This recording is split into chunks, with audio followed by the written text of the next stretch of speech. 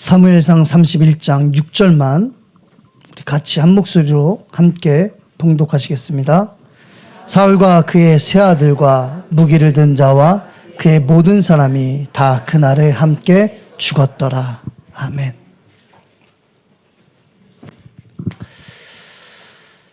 장례식 분위기죠, 이제. 사무엘상이 이스라엘의 왕 사울의 죽음으로 끝이 나요.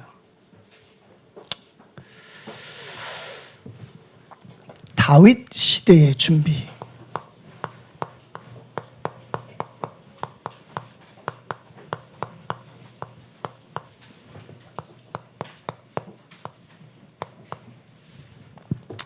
다른 말로 얘기하면 렘넌트 시대의 준비죠. 또 다른 말로 하면 금토일 시대의 준비예요. 선민 이스라엘이 우상국가 블레셋에게 완전히 패한 겁니다. 지금 이 시대를 이야기하겠죠. 어떤 시대냐면 교회가 부끄러움을 당하는 시대예요. 교회가 완전하게 무너져 버린 겁니다. 하나님이 교회를 세우신 숨은 목적과 의도가 있다고 그랬어요.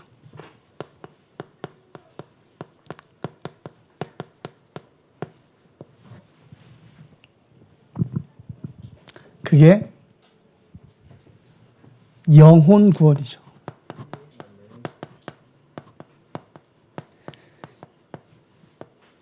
이게 하나님이 교회를 세우신 숨은 목적과 의도예요. 세종로교회에 박 권사님이 계세요. 박 권사님. 근데 세종에 병원이 그렇게 많지가 않은데 큰 병원이 하나 있습니다. 이제 그 병원에 이제 원목 씨를 찾아가가지고 전도를 같이 하자. 그래서 이제 매주 목요일에 들어가서 전도를 같이 이제 하게 된 거예요. 한편으로 되게 감사하더라고, 제가. 스스로 현장을 찾아가서. 전도하겠다, 나는. 하나님이 교회를 세우신 숨은 의도와 목적을 알고 있구나. 여러분도 다 그러고 하고 계시잖아요, 그죠? 근데 이분이 이제 따라다니면서 이제 목사님을 보니까 목사님 이제 물어보나 봐요, 이렇게. 예수 믿으세요? 안 믿어요? 그러면 지나가요. 예수 믿으세요? 믿어요. 그러면 제가 축복 기도 해드리겠습니다. 그러면서 이렇게 안수를 이렇게 주나 봐요. 근데 아무래도 이제 병원이고 아픈 사람들이다 보니까 안수 기도를 그렇게 좋아한대요. 그래서 그 목사님이 10층에서 계속 내려오면서 이렇게 안수 기도를 한대, 이렇게. 믿는 사람들한테.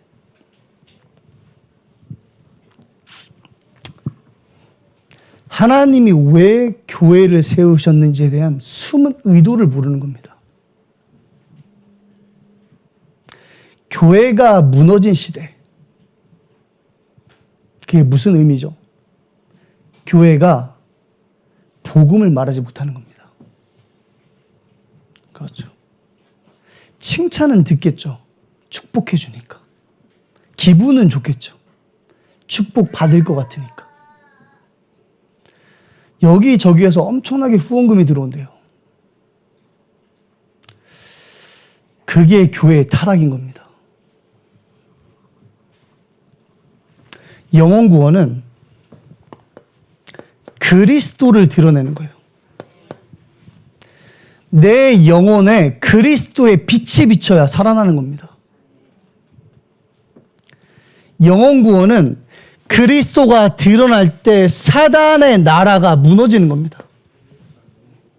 그렇죠. 영혼을 구원해내는 겁니다. 어디에서요? 죽음의 세력 잡은 자. 사단의 권세를 완전하게 무너뜨리는 것이 영혼 구원이에요. 그게 하나님이 교회를 세우신 숨은 의도와 목적인 겁니다.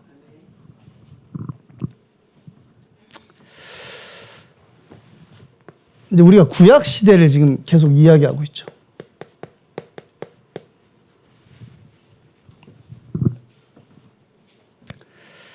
이제 다윗 왕, 사울 왕, 왕들을 이야기하고 있으니까 우리 사무엘상 9장 16절 말씀 한번 보겠습니다. 사무엘상 9장 16절입니다.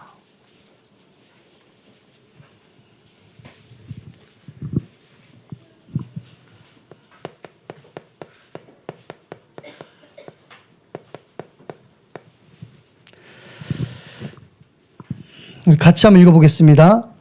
내일 이맘때에 내가 베냐민 땅에서 한 사람을 내게로 보내리니 너는 그에게 기름을 부어 내 백성 이스라엘의 지도자로 삼으라.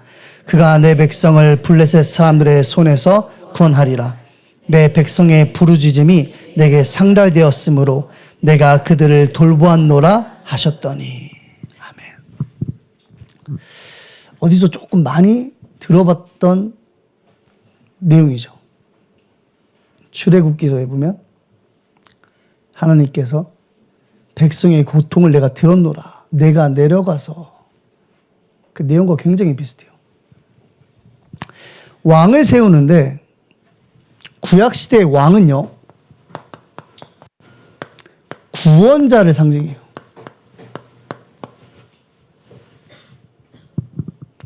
그래서 오늘 베냐민 지파 사울을 왕으로 세워서 백성을 블레셋 사람들의 손에서 구원하리라라고 하나님께서 사무엘에게 말씀하시는 겁니다. 그러면 구약시대의 왕은 구원자를 상징하는 거죠. 다른 말로 얘기하면 그리스도를 예표하는 겁니다.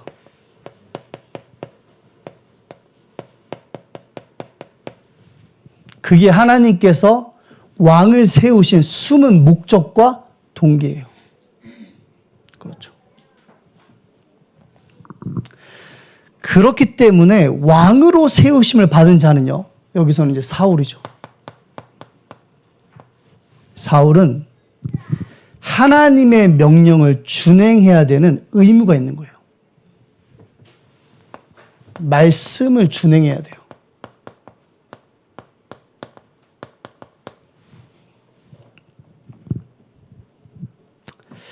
사무엘상 15장 9절에 보면은 모든 것을 진멸하라 그랬는데 진멸하기를 즐겨하지 않았다라고 되어 있어요. 그때 사무엘이 와서 꾸짖는 겁니다. 왕이여, 왜?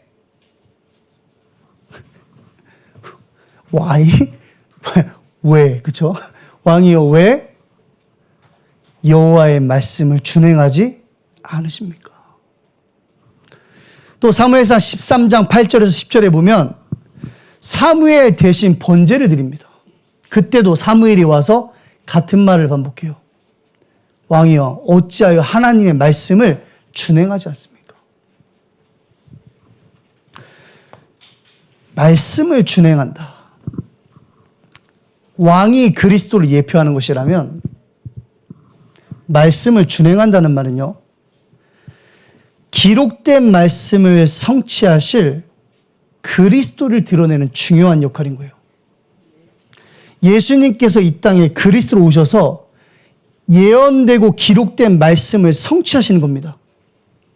그래서 그리스도를 예표하는 왕은 하나님의 말씀을 준행해야 되는 거예요. 그렇죠? 그리스도께서 오셔서 하나님의 말씀을 준행하실 것이기 때문에. 사울은 하나님의 숨은 의도를 완전하게 놓쳐버린 겁니다. 그게 오늘 이야기했던 교회가 하나님의 의도를 놓치고 완전히 무너져버린 거예요.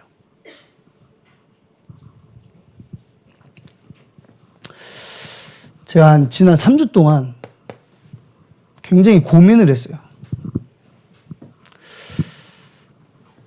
왜 성경에 하나님이 말씀 속에 다윗과 사울 왕의 갈등을 기록했을까? 안 그래요?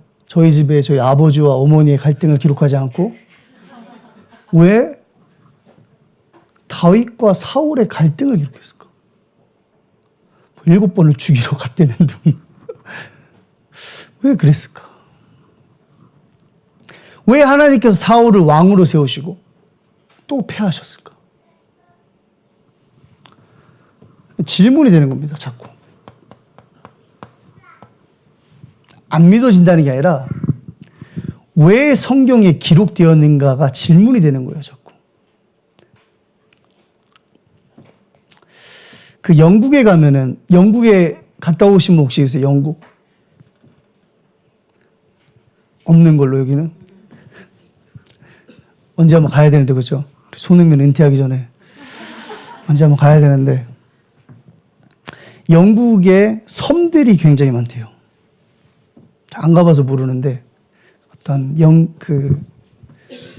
신학자이신 한 분이 글을 쓴 걸 제가 읽으면서 영국에는 섬이 많답니다. 섬나라니까. 섬이 많아서 다리가 많대요. 다리를 다 연결시키는 거죠. 부분적으로 바라봤을 때는 그 다리가 그 지역에서 역할을 해요. 그렇죠. 이름도 다 있겠죠. 그런데 전체를 바라보면 그 모든 다리가 한 방향을 향한답니다. 그게 영국의 수도인 런던이에요. 토트넘이라고 할 줄 알았는데 런던으로 알고 계시면 분명 다윗과 사울의 기록이 한 방향을 가릴 것인데 그 방향이 복음이어야 되는데 그렇죠. 그게 하나님의 숨은 의도일 텐데 질문이 되는 겁니다.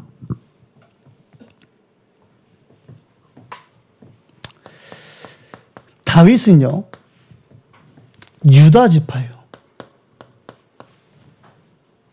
사울은요, 베냐민 지파입니다. 벌써 답이 딱 나오죠. 야곱의 네 번째 아들인 유다를 통해서 그리스도께서 오시는 겁니다. 베냐민 지파 사울이 잘못해서 패하셨을까요? 물론 그렇죠. 부분적으로 봤을 때. 전체를 바라보면 그렇지 않다는 겁니다. 베냐민 지파 사울왕은 패함을 당해야 돼요. 누가 일어나야 되죠? 유다 지파 다윗 왕이 일어나야 되는 겁니다. 왜요? 메시아가 오셔야 되기 때문에. 그가 왕의 권세로 오실 것을 예표하는 기록인 겁니다. 그래서 다윗 왕은 메시아, 그리스도를 상징하죠. 근데 재밌는 게 하나 있어요. 왜 사울은 그토록 다윗을 죽이려고 했을까?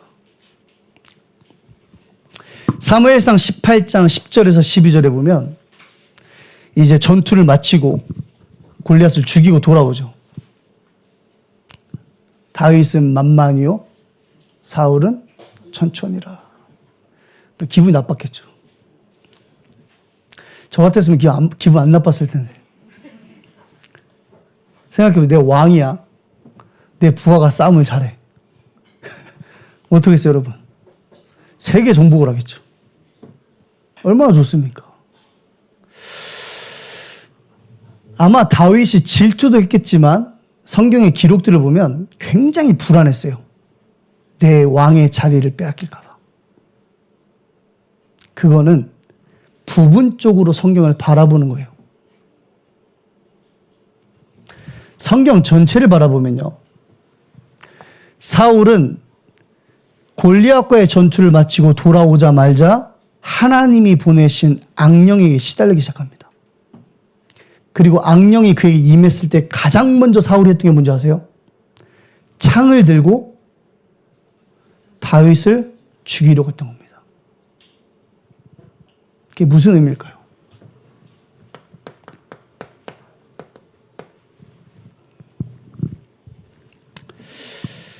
다윗은요, 하나님 나라의 일을 이야기하는 거예요. 그리스도가 오실 것이다. 사울은요, 사단의 나라의 일을 이야기하는 겁니다. 그게 성경 전체의 흐름이에요.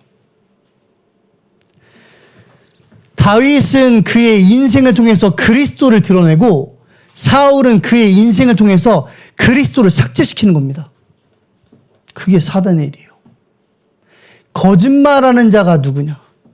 예수께서 그리스도이심을 부인하는 자가 아니냐. 요한일서 2장 22절 말씀이죠. 그 거짓말의 별명을 가진 자가 사단이에요. 끊임없이 그리스도를 삭제시키는 겁니다. 그리스도를 부정하게 만드는 거예요.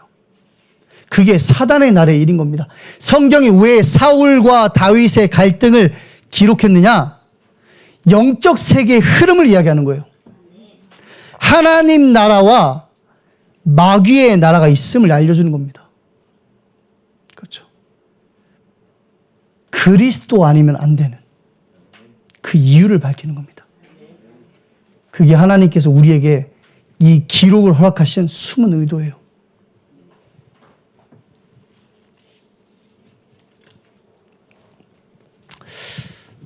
다윗의 생애를 좀 이야기하셨죠.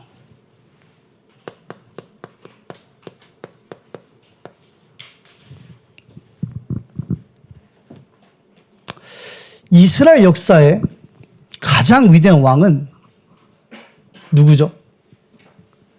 이스라엘 역사의 가장 위대한 왕. 솔로몬? 히스기야? 요시야? 누구예요? 다윗이죠. 그래서 이스라엘 국기를 보면 뭐가 그려져 있죠? 오성별이 그려져 있죠. 그 별이 다윗의 별이에요. 지금도 이스라엘은 다윗을 그들의 역사에서 가장 으뜸인 왕으로 뽑아요. 역사에서 가장 위대한 왕이죠. 하지만 다윗은, 이게 중요해요. 목사님이 꼭 말하라 그래서, 특별한 사람이 아니었어요. 이 말은 우리와 같았다는 말이에요. 정확한 언약을 붙잡으면 누구나 갈 수 있는 길을 간 겁니다. 그렇죠? 다윗만 그 길을 간 게 아니라 정확한 언약을 붙잡으면 누구나 갈 수 있는 길이라는 것을 성경이 우리에게 밝히고 있는 거예요. 요 정확한 언약을 붙잡으면을 두 자로 정리하면 각인이 되는 겁니다. 붙잡는다, 각인이에요.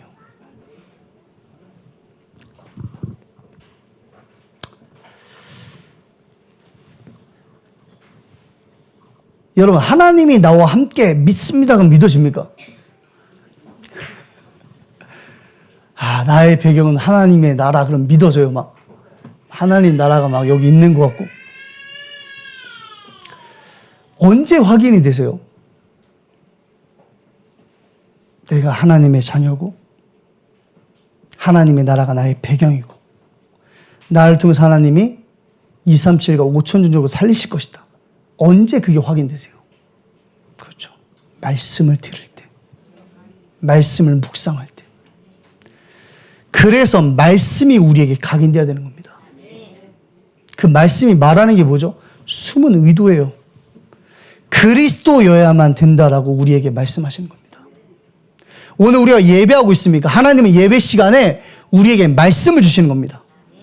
이 시간이 정확한 언약을 붙잡는 시간이고 내 영혼 속에, 내 생각 속에 하나님의 말씀을 각인하는 시간인 거예요.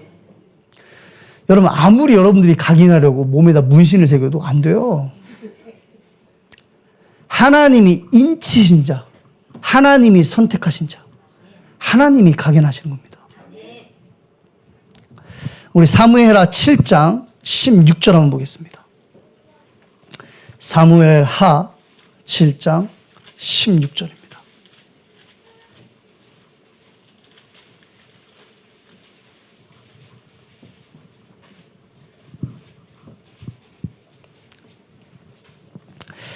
우리 같이 한번 읽어보겠습니다. 내 집과 내 나라가 내 앞에서 영원히 보존되고 내 왕위가 영원히 경고하리라 하셨다 하라. 아멘. 하나님께서 나단 선지자를 통해서 다윗 왕에게 전달하신 내용이에요. 근데 이대로 됐습니까? 안 됐죠. 영원히 경고하리라 그랬잖아요.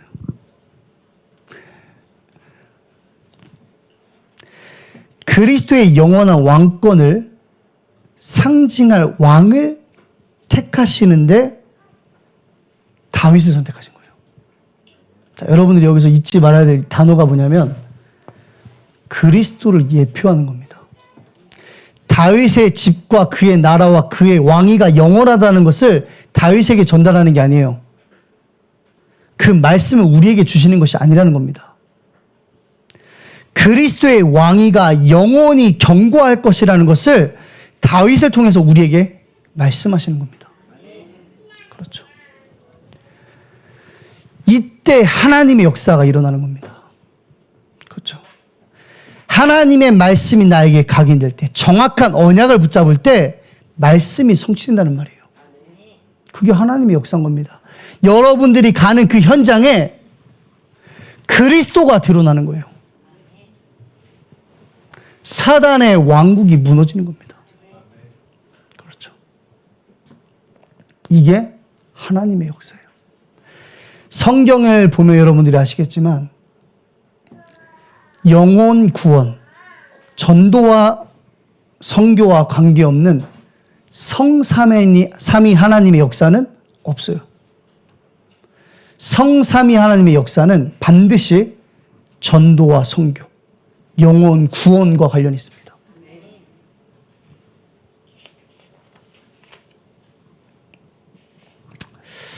그래도 생애를 적어놨는데 안 적고 지나가면 그러니까 적어야겠죠. 자, 어린 시절입니다.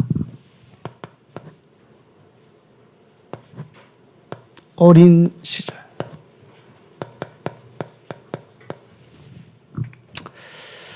시편 78편 70절에서 72절이죠. 같이 한번 볼까요? 시편 78편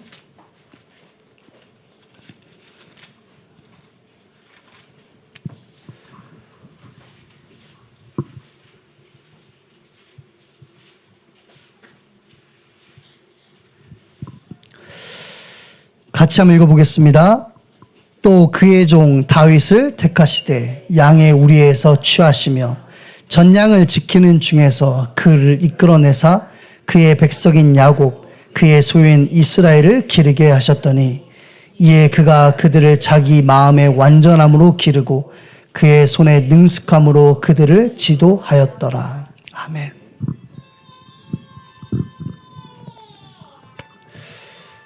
저는 이 다윗의 어린 시절을 알파벳 C로 정리했어요. C. 언약이죠. 조건이 있어요. 70절에 보시면 그의 종 다윗을 택하시되 양의 우리에서 취하시며. 여러분들이 이제 그 강단 말씀의 흐름을 쭉 타시면서 아시겠지만 다윗은 이세 집에 투명 인간 같은 존재였어요. 그 사무엘이 왔을 때 아들들을 보여주죠. 근데 다윗은 없어요. 그렇죠. 다윗은 뭐 하고 있죠? 양 치고 있는 겁니다. 그 양을 치는 직업이 천대받던 직업이에요. 그게 다윗의 뭐였어요? 직업이었어요. 하나님의 은혜를 이야기하는 겁니다. 그렇죠. 저와 여러분들을 하나님이 구원하셨는데 우리의 지위와 위치와 우리의 직업과 우리의 상황과 상관없이 하나님께서 은혜로 구원하신 겁니다. 아무 조건을 가질 수 없는 내가 하나님의 은혜로, 아무 조건을 가지지 못한 다윗이 하나님의 은혜로 기름 부음을 받은 겁니다. 언약이죠. 마음의 완전함 그랬어요. 또는 온전함이라 그러죠. 하나님 보시기에 의롭다는 뜻이에요. 온전하다. 마음이 완전하다. 열왕기상 9장 4절에도 보면 솔로몬에게 하나님께서 말씀하실 때 다윗의 마음의 완전함을 이야기하세요. 하나님 보시기에 의로운 자. 여러분, 무엇으로 하나님 앞에서 의로운 자라는 칭함을 받을 수 있습니까? 언약이어야만 돼요. 다윗은 언약을 붙잡고 있었던 겁니다. 오늘로 따지면 다윗은 그리스도가 아니면 안 되는 이유를 알고 있었다는 거예요. 하나님 보시기에 마음에 완전한 자였어요. 그리고 또 뭐라 그랬죠? 손에 능숙한 자 그랬죠.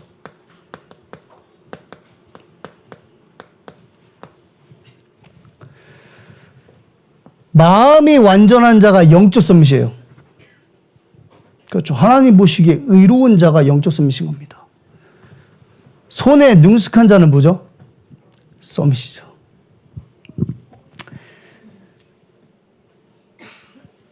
우리에게는요, 영적 서밋을 빼면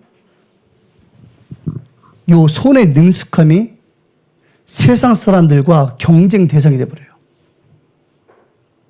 그래서 서밋의 자리를 가기 위해서 싸워야 돼요. 그런데 영적 서밋이 되면 하나님이 하실 일에 우리의 달란트가 최적화로 사용되게 돼 있어요. 그게 영적 서밋인 겁니다.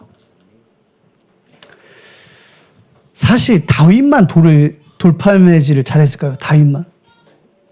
기록에 보면 그 당시 유대인들의 대부분 유랑민족이었기 때문에 남자라면 누구나 돌팔매질을 잘했어요. 뛰어났던 게 아닌 겁니다. 그런데 영적 서밋, 하나님이 보시기에 마음이 완전한 자, 그리스도가 아니면 안 되는 이유를 아는 자, 정확한 언약을 붙잡았더니 하나님께서는 그의 손에 능숙함으로 이스라엘 백성들을 지도하게 하신 겁니다.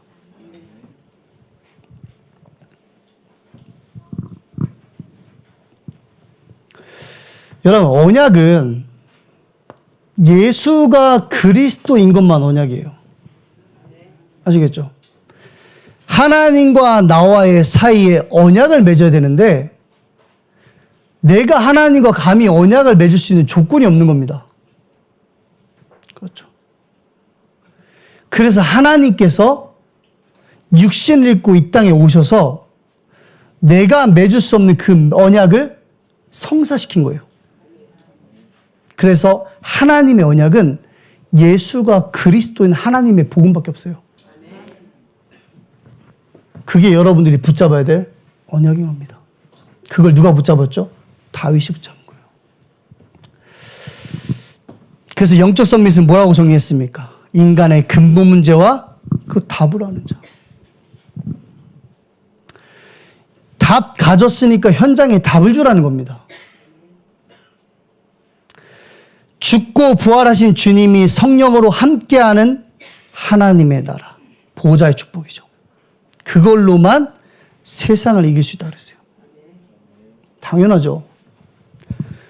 내가 가는 곳에 하나님의 나라가 임하니까 사단의 나라가 무너지는 겁니다. 그 사람이 237과 5천 종족 땅끝까지 가서 그리스도의 증인을 쓰는 겁니다. 그게 영적 서밋이에요. 예수가 그리스도라는 언약으로 각인돼야 영적 서밋의 자리에 서게 돼 있어요. 어디에서요? 현장에서. 답을 주겠죠. 영적 서밋이 각인이 안 되니까 현장에 가서 답을 못 주는 겁니다. 그렇죠. 세상을 이기는 비밀을 갖고 있는데도 현장에 나가서 세상에 지는 것처럼 보이는 거예요. 왜요? 각인이 되지 않으니까. 237과 5천 종족을 치유하고 서밋으로 세우라는 말씀을 주시는데도 증인의 자리에 서지 못하는 겁니다. 그래서 오늘 말씀드리면서 하나님께 은혜를 구해야 돼요. 나를 구원하신 것처럼 나의 오늘 속에 하나님의 은혜로 충만케 하소서. 그렇죠. 말씀을 통해서 내 영혼 속에 하나님의 의도하심이 각인되게 하옵소서. 그렇죠. 기도하는 겁니다. 자, 언약을 붙잡은 다윗이 이제 비전을 갖죠. 비전. 그게 청소년 시절이죠. 골리앗 앞에서. 비전은 재앙지대를 보는 겁니다. 아무도 볼 수 없는 무엇을 가지고요? 언약을 가지고. 골리앗 앞에 섰는데 골리앗이 문제로 보이지 않는 겁니다. 뭘로 보이죠? 재앙지대로 보이는 거예요. 블레셋과 골리앗 앞에서 떨고 있는 이스라엘 군대들. 재앙지대인 겁니다. 언약 가진 자만 영적 선밋으로 현장에서 재앙지대를 볼 수 있어요. 어떤 것도 문제 삼을 이유가 사라지는 겁니다. 왜죠? 재앙지대가 보이니까.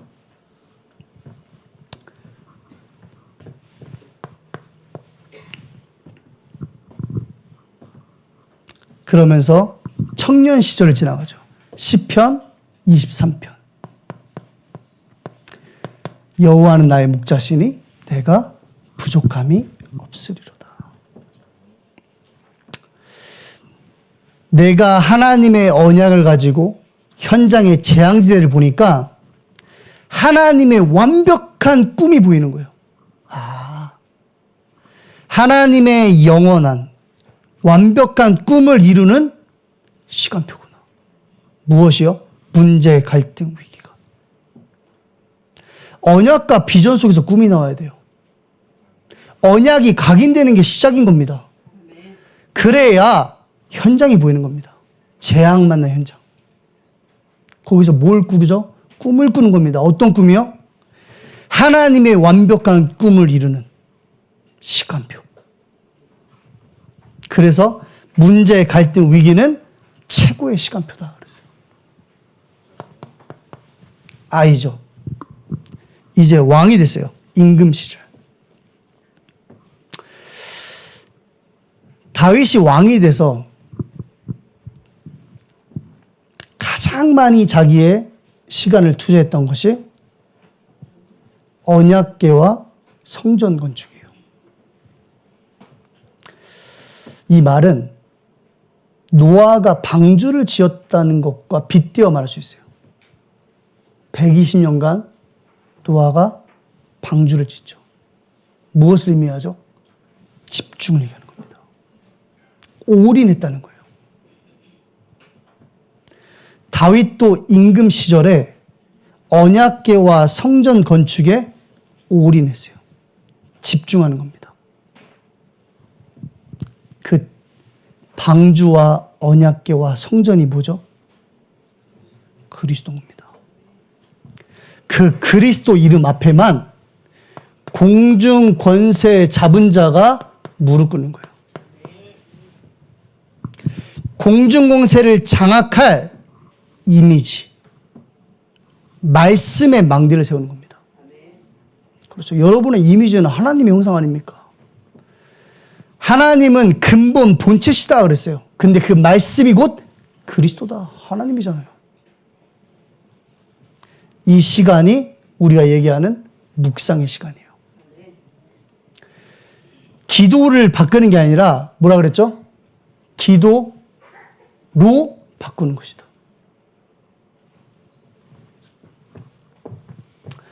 올바른 정확한 언약을 가진 자가 현장을 보면요.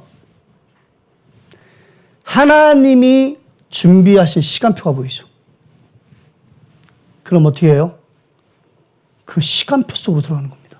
말씀 속으로 들어가는 거예요. 그 사람이 공중 권세를 장악할 수 있는 겁니다. 마지막에 뭡니까? 이때 작품을 남기겠죠. 노년 시절입니다. 하늘의 보좌에 영원의 작품을 남기는 겁니다. 그게 솔로몬을 통한 성전 건축이죠.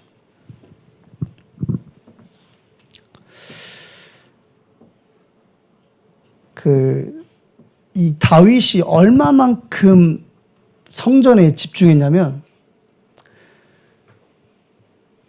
그 성전에 있을 성물들에 대한 크기, 무게, 모양, 모든 설계도까지 다 만들어 놨어요. 성전은 짓지 못했지만 완벽한 작품을 남긴 겁니다. 그리고 그 작품을 완성할 렘넌트를 키운 거예요. 우리의 작품이 뭐겠습니까?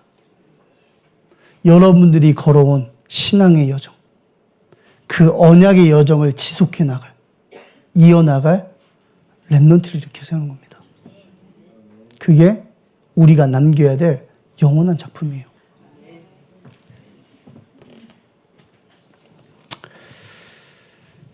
시간이 많이 갔는데 이제 본론이네요.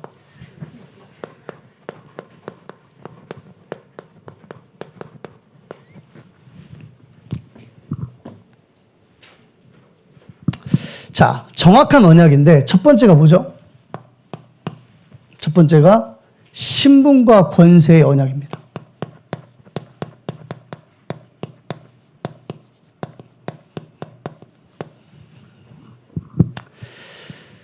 예수가 그리스도라는 언약이 각인된 자가 가질 수 있는 언약인 거예요. 신분과 권세. 지금 본부에서 대학 사역을 하시는 사람들 모여가지고 이야기하는 거 들어보니까 지금 현재 다락방 안에 대학 선교국에 이제 같이 하고 있는 대학생 아이들이죠. 80% 이상이 복음을 전해본 적이 없대요. 그 말은 초, 중, 고, 대까지 한 번도 없었다는 소리예요. 렘넌트로 자란 아이들이.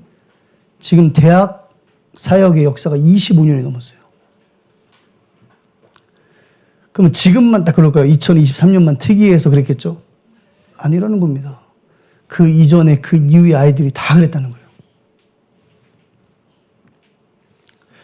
90%의 아이들이 지금 현재 전국에 있는 다락방 그 대학 사역을 하고 있는 그 통계를 얘기하는 거예요. 90%의 대학생들이 다락방을 하거나 받아본 적이 없대요. 신기하죠.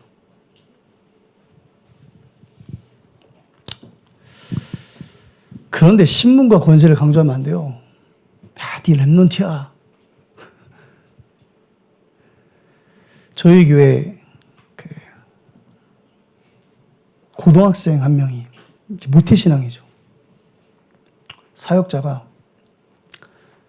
다락방을 하면서 물어봤대요. 야, 이제 다락방에서 모태신앙으로 자랐으니까 We are the ram 얼마나 물었겠어요, 그죠? 우리는 렘넌트다 막 그러면서 물어봤대. 너 구원 받았니 혹시? 모르겠다 그러더래. 그래서 강조하는 겁니다, 여러분.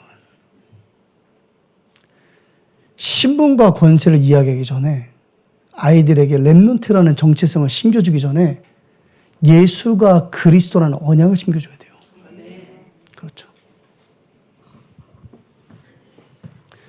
거기에서 나오는 신분과 권세인 겁니다.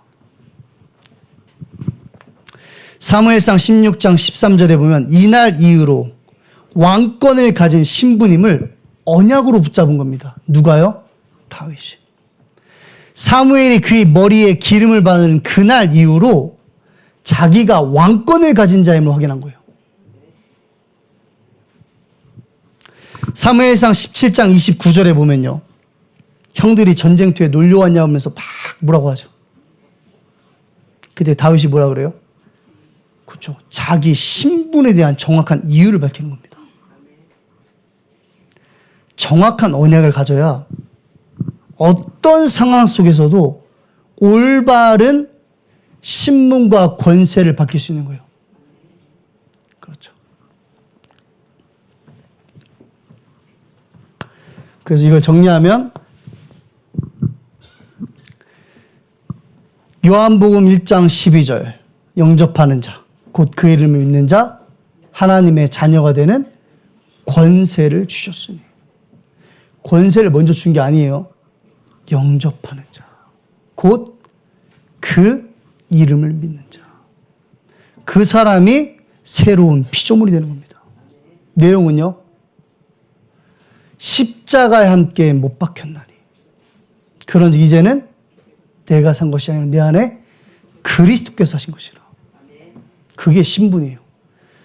언약 속에서 나오는 신분인 겁니다. 고린도전서 3장 16절 하나님의 성전. 이런 우리가 성전이라고 하니까 그냥 교회당 이렇게 생각하죠.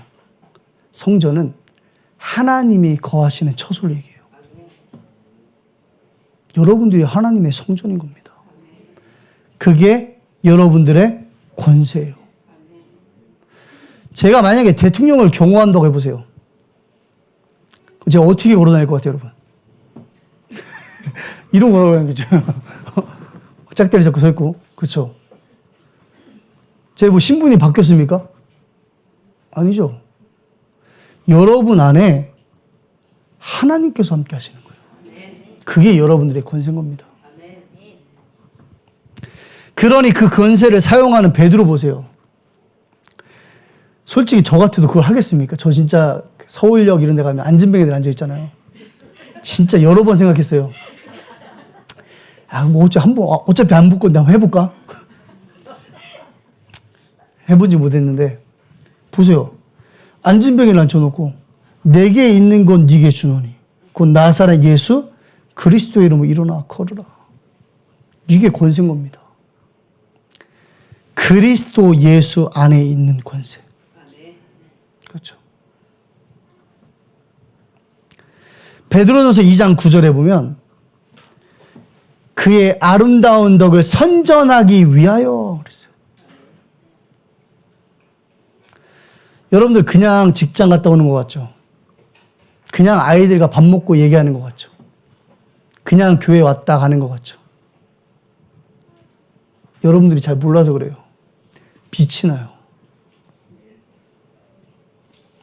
그 빛 앞에 흑암이 무너지는 겁니다. 그게 권세인 거예요. 사단아 나가라 들어가라 이건 권세가 아니라 입사만 입씨름. 그렇게 해서 떠나갈 것 같으면 안 그래요 여러분? 아까 얘기하지 않았습니까? 제가 목사님이 손 올리고 축복기도해서 축복이 온다 그러면 제가 여러분들 24시간 찾아가서 머리에 손대고 있을 거예요. 안 그래요? 그 여러분에만 되겠어요? 내 머리에 되지? 영적인 사실을 모르는 겁니다. 어디 가요? 현장에. 이걸 정리하면 나의 신분과 권세는요. 성삼위 하나님이 나와 함께. 이게 나의 신분과 권세인 겁니다. 두 번째죠. 언약, 괴 언약을 이야기했어요.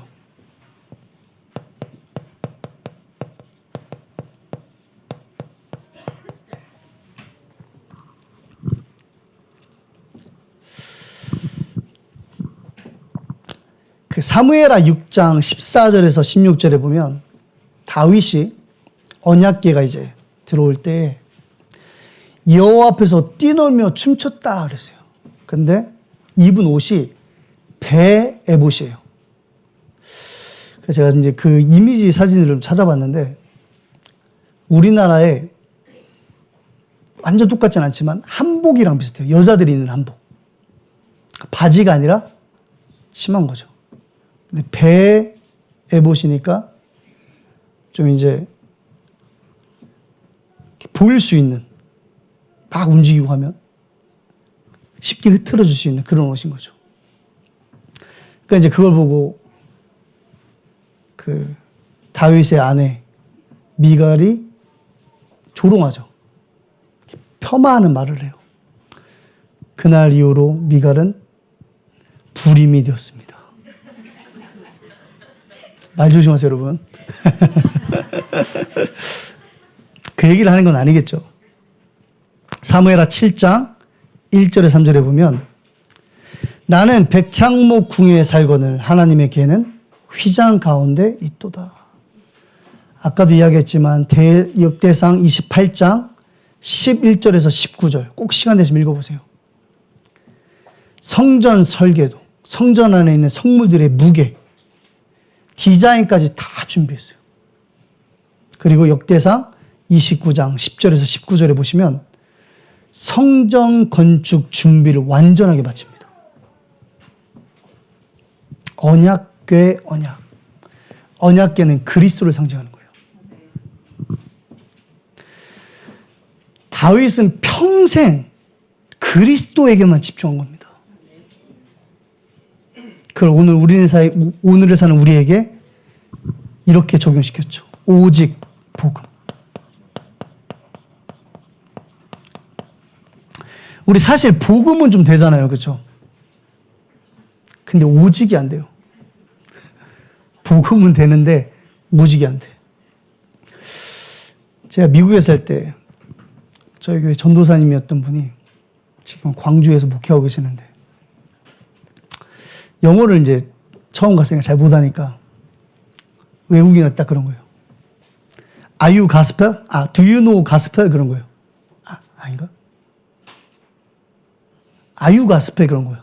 너가 복음이냐? Are you gospel? 이렇게 한 거예요. 그거 가지고 사람들이 되게 막, 뭐 영어를 그렇게 하냐고 이러면서 말들이 참 많았어요.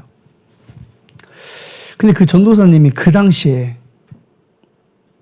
언어도 안 되는데, 그 다음에 만약에 질문했으면 뭐라고 하려고? 안 그래요? 그 영어로 했을 거 아니에요, 또 질문을. 그 뭐라고 하려고? 질문했겠어요. 그게 집중인 겁니다, 여러분. 여러분들이 신앙생활을 이 땅에서 살아가면서 집중해야 돼요, 오직. 사람을 만났을 때 오직이 돼야 되는 겁니다. 그리스도가 필요하구나. 그게 오직 복음인 겁니다. 나에게 오직 복음이 되어야 현장에 오직 복음이 될 수 있어요.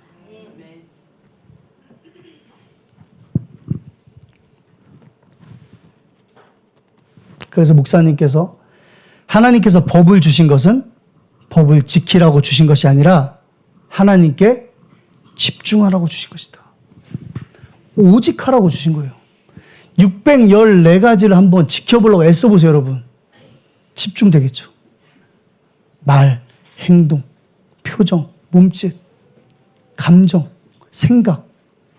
집중되겠죠. 하나님께 오직 하라는 겁니다. 자, 마지막 세 번째입니다. 언약궤 운동이죠. 이걸 이제 복음 운동이라 그랬어요.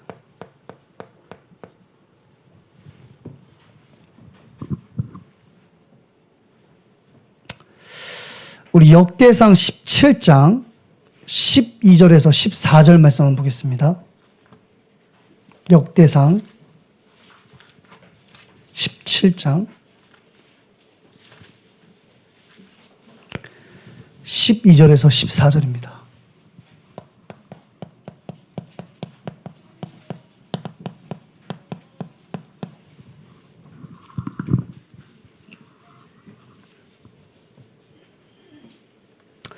우리 같이 한번 읽어보겠습니다.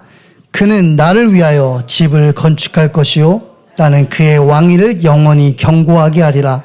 나는 그의 아버지가 되고 그는 나의 아들이 되리니 나의 인자를 그에게서 빼앗지 아니하기를 내가 네 전에 있던 자에게서 빼앗음과 같이 아니할 것이며 내가 영원히 그를 내 집과 내 나라에 세우리니 그의 왕위가 영원히 견고하리라 하셨다 하라. 아멘. 이게 복음 운동인 겁니다.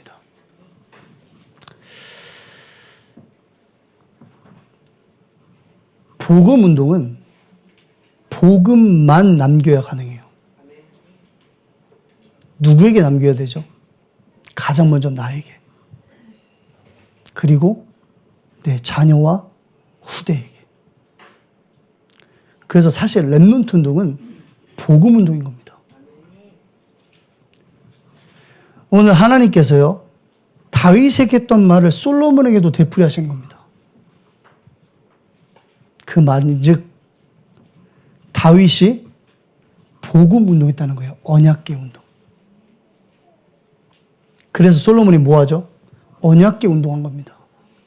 이 당시에 언약궤 운동, 성전 건축 운동은 복음 운동을 이야기하는 거예요. 그렇죠. 언약을 남기는 겁니다. 복음 운동 하지 않으면요, 교회는 문 닫아야 되고요, 사라져야 돼요. 진짜 아무짝에 쓸모가 없는 겁니다.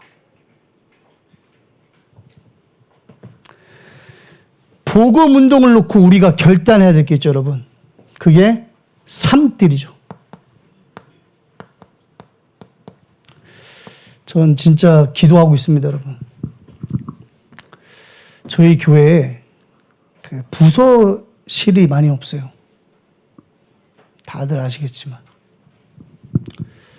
이제 우리 교회가 영어 예배를 시작했고, 공간이 있어야 되는데 공간이 없어요. 그래서 제가 이제 담임 목사님께 세미나실을 좀 다민족의 뜰로 쓰면 어떻겠냐 라는 제안을 드렸는데 시끄러워하시더라고요. 이제 더 나은 대안을 좀 말씀하셨는데, 여러분 정말 기도하셔야 돼요. 우리 다민족들이 교회에 와서 예배할 수 있는 공간. 그렇죠. 정말 그들이 와서 예배하고 또 함께 시간을 보내고 집중할 수 있는 장소가 있어야 돼요. 우리 아이들이 교회에 왔을 때 재밌어야 돼요, 여러분.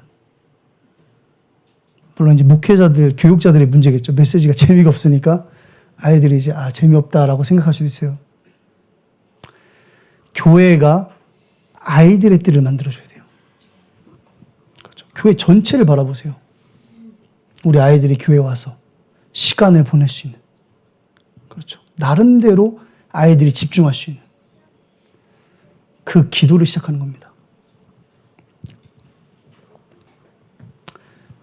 그래야 237 치유 서밋의 응답을 받을 수 있어요. 이 교회에 이방인의 뜰이 있어야 237이 오는 겁니다. 누구 한 명은 팔 걷고 나서야 되는 겁니다. 여러분, 우리 교회 주일마다 와서 예배드리는 그 외국인들이 필리핀 교회고 다 포함해서 제가 봤을 때 한 20명도 넘는 것 같아요. 여러분 혹시 그 사람들 얼굴 아세요? 이름 아세요 혹시? 그 국가들을 알면 되게 놀라울 거예요. 다 다른 국가예요. 기도를 시작해야 돼요. 그렇죠. 누구 한 사람이 하는 게 아닌 겁니다. 교회가 함께 해야 되는 거예요. 금토일 시대.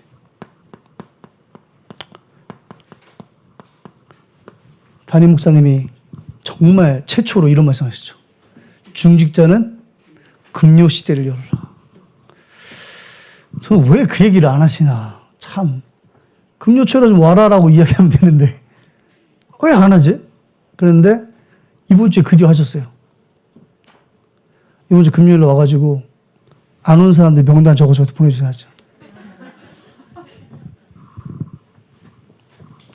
금토일 시대. 금토일 와서 앉아있으라는 게 아니에요, 여러분. 금요일이라도 와서 앉아있으라는 거야. 금요일 저녁이라도 와서 앉아서 집중하라는 겁니다. 집에서 이거 안 되잖아요. 삶들이는 교회에. 그렇죠? 237 안 되잖아요, 집에서. 그러니까 그 시간이라도 와서 기도하라는 겁니다. 아시겠죠? 아까 우리 대표 기도하셨던 분이 다 메시지 하셔가지고 감사합니다. 제가 많이 이렇게 넘어갈 수 있어가지고. 자, 결론입니다.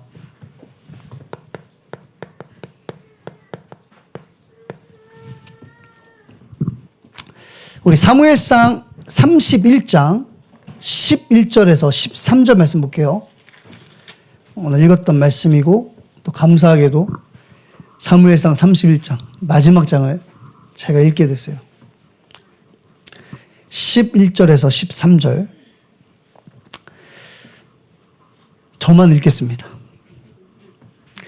길앗 야베스 주민들이 블레셋 사람들이 사울에게 행한 일을 듣고 모든 장사들이 일어나 밤새도록 달려가서 사울의 시체와 그의 아들들의 시체를 벳산 성벽에서 내려가지고 야베스에 돌아가서 거기서 불사르고 그의 뼈를 가져다가 야베스 에셀 나무 아래에 장사하고 7일 동안 금식하였더라. 아멘. 길앗 야베스 주민들이 나오죠.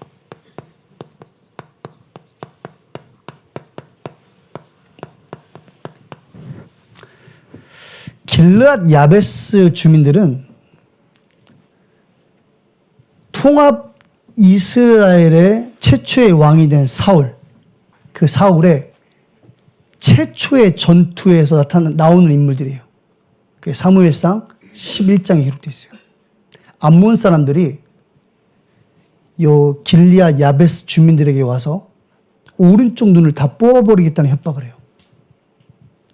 그때 사울이 군대를 일으켜서 33만 명의 대군과 암몬과의 전투를 통해서 첫 승정보를 올린 기록이 있어요. 왜 왔는지 알겠죠? 길르앗 야베스 사람들이. 사울이 죽었는데. 의인인 겁니다. 자기들의 오른쪽 눈이 다 뽑혀야 되는데 사울 왕이 그들의 의인이 된 거예요. 그러니까 뒤도 안 돌아보고 달려와서 시체를 수습한 겁니다. 그렇게 이야기가 끝내면 결론이 아니죠. 여기서 나오는 메시지가 있어요.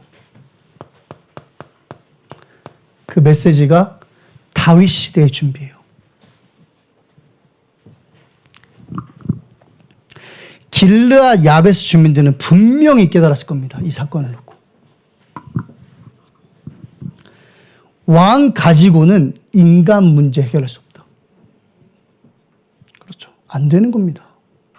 아무리 훌륭한 왕, 아무리 자기들을 도와주는 왕이 나와도 인간 문제는 해결할 수 없어요. 그게 메시지인 겁니다. 정확한 언약을 붙잡은 렘넌트를 일으켜라. 그렇죠. 정확한 언약을 후대에게 전달해라. 그리스도여야만 되는 이유를 남기는 인생을 살아라는 겁니다. 그게 하나님께서 오늘 저와 여러분들에게 주시는 메시지예요. 다른 그 어떤 것도 될 수 없다는 겁니다.